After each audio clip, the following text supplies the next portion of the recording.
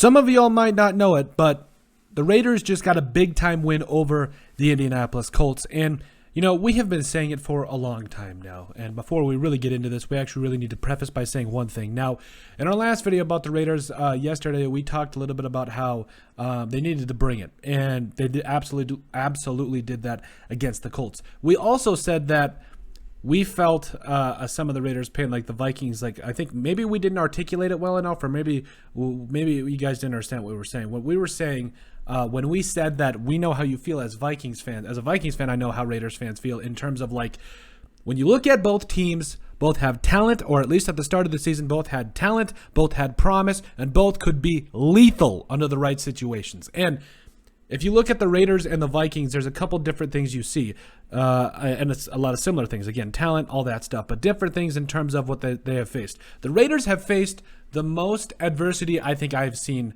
out of any team this year. Now, when I say adversity, I mean you talk about losing a renowned head coach to some of the comments he made in emails and all that. We're not going to get into all of it, but that was one thing in itself. And then you lose potentially a star player and a guy like Henry Ruggs, who's really coming around to that situation. And obviously, prayers to the family and everyone involved in that situation. So when we say, as a Vikings fan, I know how you feel. I mean, we talk about, like, I'm talking about the entire time I've been a Vikings fan. I'm talking about the time Adrian Peterson and when he was brought was in with his children's situation. Like, I'm talking about that. I'm talking about all the different things that we have went through as Vikings fans. Now, I know what it's like to have a team that has a lot of talent that doesn't pan out. That's what we've seen this year. But the Raiders have faced the most adversity this year. Maybe I didn't explain that in the last video, but I needed to make sure I got it out in this one because they have faced a ton of adversity. And you know what? It doesn't seem to be slowing them down as of late. They've had, on a 3-game winning streak.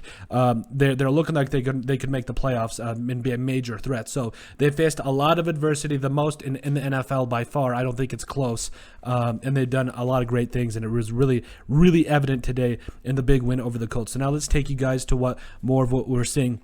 Derek Carr wasn't pretty. Like, when we talk about wasn't pretty, it wasn't like get the 3-touchdown, no pick, like AFC Player of the Week type honors. No, but he got the job done. When he needed to step up, he did.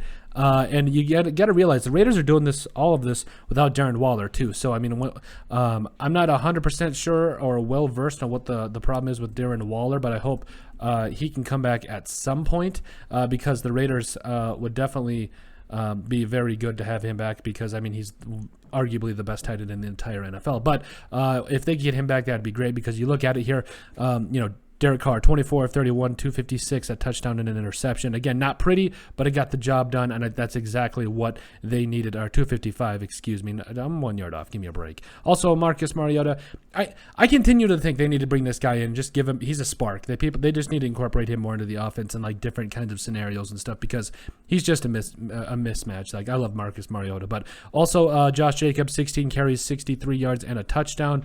I do think that at the end of the day, the Raiders are looking like they can all of a sudden run the football, which is big, especially in the AFC. If they can control tempo, they got a quarterback that can take care of it, and a wide receiver in Zay Jones that over the last couple of games, I mean, I think it's safe to say that Zay Jones has all of a sudden become the number one option, or at least in the conversation. Last 3 games, 6 catches, 67 yards against the Browns, 6 catches, 50 yards against the Broncos, then 8 catches, 120 yards against the Colts. So you're seeing some good things from Zay Jones. Not the most athletic, freak wide receiver, but he gets open. From what I see, he runs good routes, has good hands, and I think, man, he's coming along. He really is. Hunter Renfrow, 7 catches, 76 yards, and a touchdown. Jalen Richard, I think that's how they say it these days, catch for 19 yards. And then Josh Jacobs also added 4 catches for 17 yards. And it is again one of those things where the Raiders are very dangerous on offense. They have faced a lot of adversity this year, yes, but they have had talent on the offensive side of the football. And the biggest question to me, I think, was the defense, and I think for everybody else, but that defense, which we'll get into in a second, was a big thing. But the Raiders are coming together right now.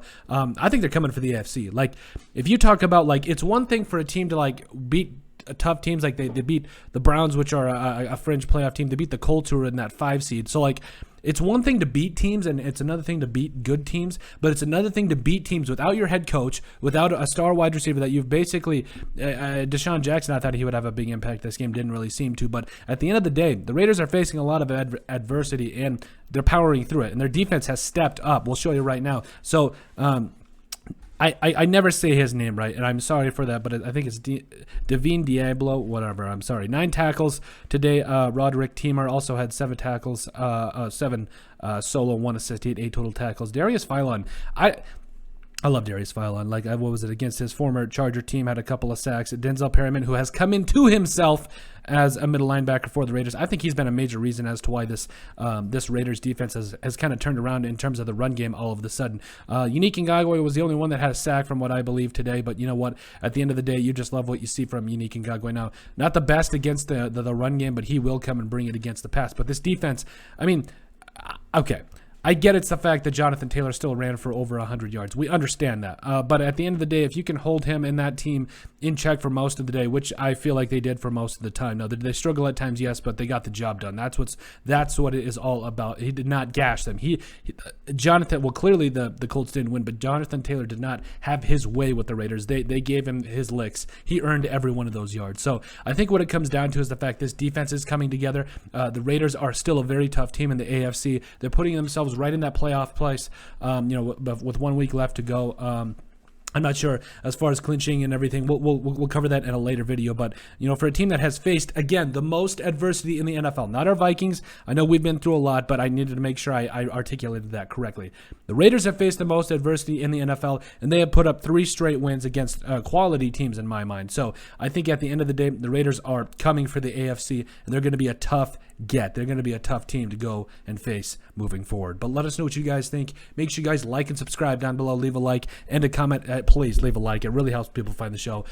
We really greatly appreciate all the support that we've gotten and continue to get. You guys are all truthfully awesome, and we love every single one of you. Check out our website at thesportsbriefpodcast.com. Also in the description down below, you'll find all of our social media platforms. So, give us a like and a follow there. Also in the description, you'll find us on iTunes. Give us a listen and sub. And finally, if you have anything you'd like us to cover, send us an email at thesportsbp@yahoo.com or put it in the comment section down below of whatever you'd like us to cover, and we would love to cover it. But let us know what you guys think about the Las Vegas Raiders coming for the AFC.